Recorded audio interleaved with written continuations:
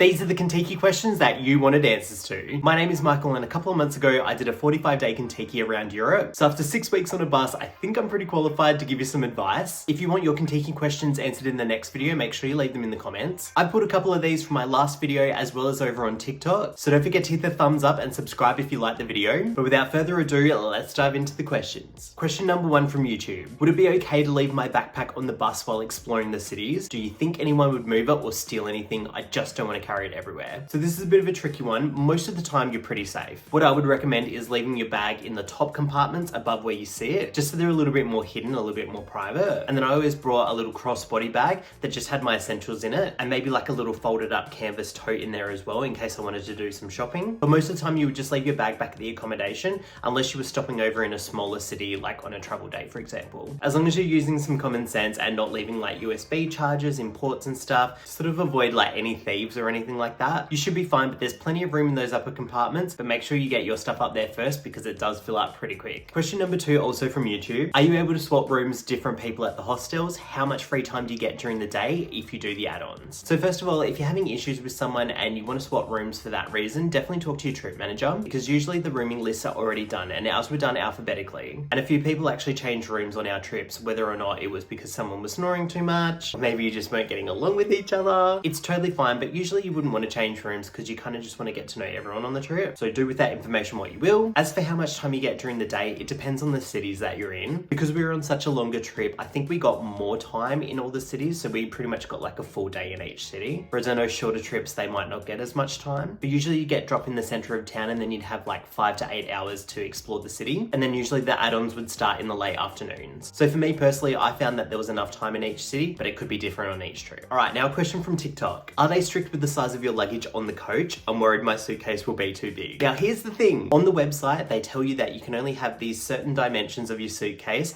with a 20 kilo weight limit. So I made sure that the suitcase that I bought fit those measurements exactly, and I had about 15 kilos all up. So tell me why, when we had that first morning where we all met each other for the first time, everyone's suitcases were like double the size of mine. I was shocked. I thought they weren't going to get let on the bus. But then all Contiki cared about was how heavy your bags were. So everyone was literally fine. I could have brought so much more stuff with me. But in saying that, I'm kind of glad that I didn't, because I had a smaller suitcase. It was so much easier for me to get around the cities compared to some people with bigger bags. They really struggled. Okay, another question from TikTok. Hey Michael, is it okay on a Contiki for vegans? Okay, I do have to commend Contiki because one of my friends on the trip, Angela, she was vegan and gluten-free, and there were always options for her like during breakfast and stuff. And then some of the meals that she got were like amazing compared to what we got as non-vegans. But then in saying that, some of her meals were like absolutely ridiculous. I'll never forget, we were in Amsterdam and there was a big miscommunication and these non-vegan meals were served to her. So there was lots of back and forth and back and forth. Oh my gosh, we were like dying. And then it came to desserts and we got all these amazing dishes, and then she just got like a green apple.